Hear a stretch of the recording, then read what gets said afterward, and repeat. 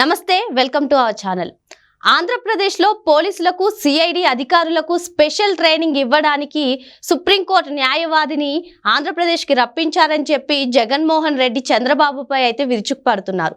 మరి ఇదే విషయాన్ని పూర్తిగా విశ్లేషించడానికి మనతో పాటుగా ఉన్నారు సీనియర్ జర్నలిస్ట్ సత్యమూర్తి గారు ఉన్నారు. వారిని అడిగి పూర్తి వివరాలు తెలుసుకుందాం. సార్ నమస్తే. నమస్కారం. పోలీసులకు సిఐడి అధికారులకు స్పెషల్ ట్రైనింగ్ కోసం చంద్రబాబు గారు సీనియర్ న్యాయవాదిని, సుప్రీంకోర్టు సీనియర్ న్యాయవాదిని ఆంధ్రప్రదేశ్కి రప్పించారు, ప్రైవేట్ క్లాసులు ఇప్పిస్తున్నారని చెప్పి అయితే జగన్మోహన్ రెడ్డి మీడియాలో అయితే ప్రచురితం అవుతున్నాయి. సార్, అసలు ఇందులో వాస్తవం ఎంత ఉంది? అంటే ఇక్కడ జగన్మోహన్ రెడ్డి అత్యంత పిరికి పంద.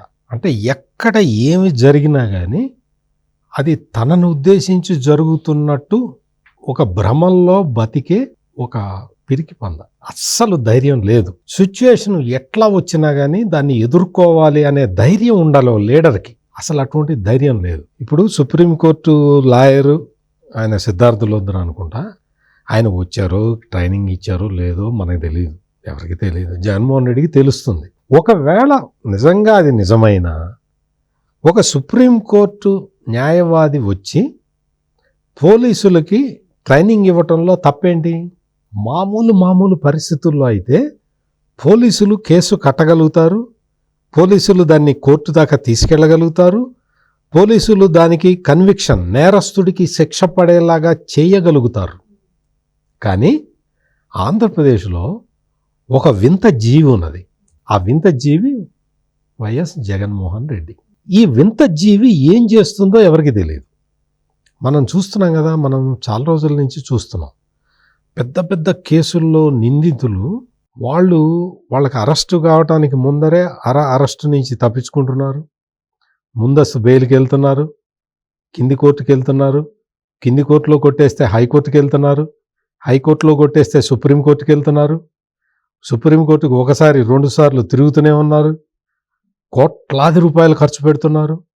ఒక ఉదాహరణ, చిన్న ఉదాహరణ చెప్పాలంటే, రఘురామకృష్ణరాజు లాకపు హింస కేసులో విజయపాల్ అనే ఆఫీసరు తను మొత్తం సర్వీసులో చేరిన దగ్గర నుంచి రిటైర్ అయిన దాకా సంపాదించిన జీతం కన్నా ఎక్కువ ఖర్చు పెట్టి సుప్రీంకోర్టు దాకా వెళ్ళాడు.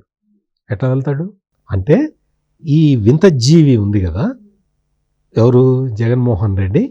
ఈ జగన్మోహన్ రెడ్డి రకరకాల న్యాయస్థానాల్లో రకరకాల ప్రయోగాలు చేసి న్యాయ వ్యవస్థతోటి ఆడుకుంటున్నాడు. జగన్మోహన్ రెడ్డి అక్రమాస్తుల కేసు ఉంది కదా, సిఐడి, ఎన్ఫోర్స్మెంట్ డైరెక్టరేటు, వీళ్ళు ఇన్ని కేసులు బుక్ చేశారు కదా, అసలు ఇక ఛార్జ్ షీట్లు ఫైల్ చేశారు కదా.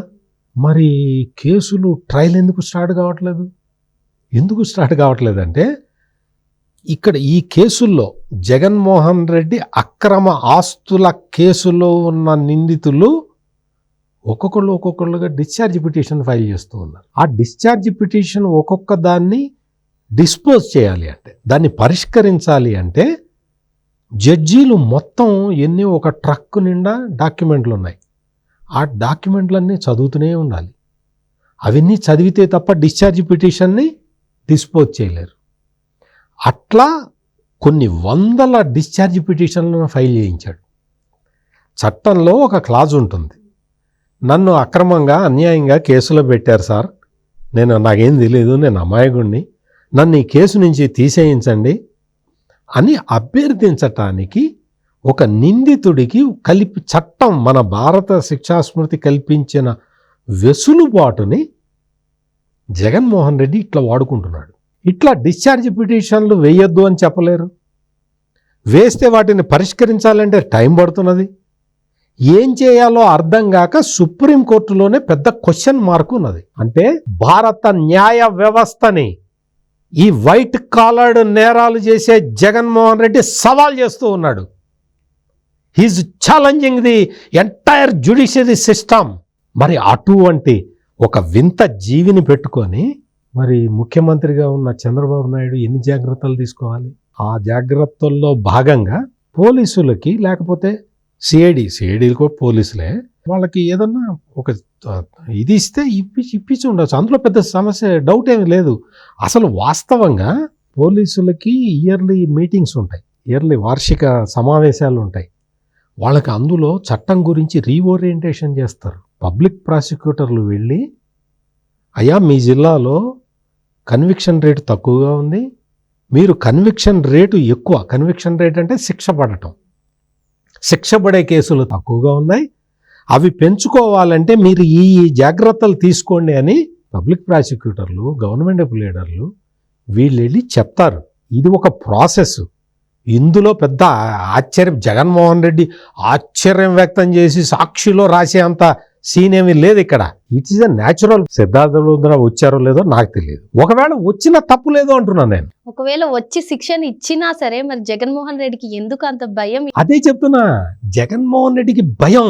ఇప్పుడు సిద్ధార్థ లూథ్రా వచ్చేసి మీకు మీ మొత్తం అసలు చంద్రబాబు నాయుడిని అరెస్ట్ చేసినప్పుడు జగన్మోహన్ రెడ్డి ఎత్తేసాం, లోపలేసాం చంద్రబాబు నాయుడిని, ఇంక చంద్రబాబు బయటికి రాడనుకున్నాడు. 17A అవినీతి నిరోధక చట్టంలో 17A అనే సెక్షన్ని బయటికి తీసుకొచ్చి సుప్రీంకోర్టు దాకా వెళ్ళి రాజ్యాంగం ఇట్లా చెబితే వీళ్ళు ఇట్లా చేశారు అని చెప్పి జాతీయ స్థాయిలో జగన్మోహన్ రెడ్డి ప్రభుత్వం చేసిన తప్పిదాన్ని ఎత్తి చూపి చట్టాల్లో, మొత్తం చట్టాల్లో ఇది ఉన్నది, జగన్మోహన్ రెడ్డి చేసింది ఇది అని చెప్పిన వ్యక్తి సిద్ధార్థ లూథ్రా. అది దాంతో భయం.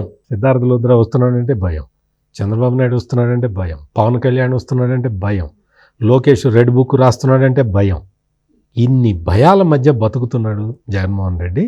ఇది న్యాచురల్ కోర్సులో జరిగే వ్యవహారమే. ఏదైనా సరే జగన్మోహన్ రెడ్డి 5 సంవత్సరాలు ముఖ్యమంత్రిగా చేశాడు కదా. ఈ పోలీసుల్లో కూడా రైటర్స్ అని ఉంటారు, అంటే కేసు ఫైల్ చేసే వాళ్ళు ఉంటారు, వాళ్ళని పిలిచి శిక్షణ ఇస్తారు. ఆ విషయం తెలీదా జగన్మోహన్ రెడ్డి నీకు? అది కొన్ని తెలుసుకో. ఎంతసేపటికి నువ్వు చట్టంలో లొసుగులు ఉపయోగించుకొని నీ కేసుల్ని నువ్వు వాయిదా వేయించుకుంటూ, వివేకానంద రెడ్డి మర్డర్ కేసులో కూడా అదే జరిగింది. సిబిఐ మొత్తం పట్టుకొని, సాక్ష్యం పట్టుకొని తీసుకొస్తే గూగుల్ టేక్అవుట్ చెల్లదు, గూగుల్ టేక్అవుట్ చెల్లదు అంటాడు. గూగుల్ టేక్అవుట్ చెల్లుతుందో లేదో చెప్తారు, కోర్టులో చెప్తారు కదా. ఎందుకు చెప్తున్నానంటే జగన్మోహన్ రెడ్డిది ప్రతిదీ భయమే. ఎందుకు భయము అంటే జగన్మోహన్ రెడ్డి ఒక ముఠా నాయకుడు కాబట్టి. అంటే ఫ్యాక్షనిస్ట్ మెంటాలిటీ ఉన్న వాళ్ళందరూ పైకి చాలా ధైర్యవంతుల్లాగా కనపడుతుంటారు, కానీ వాళ్ళంతా పెరిగి వాళ్ళు ఈ ప్రపంచంలో లేరు. అందుకనే జగన్మోహన్ రెడ్డి కూడా చీమ చిటుక్కుమన్నా, ఆంధ్రప్రదేశ్లో చీమ చిటుక్కుమన్నా భయపడుతున్నాడు. జగన్మోహన్ రెడ్డి భయపడాల్సిన అవసరం ఏం లేదు.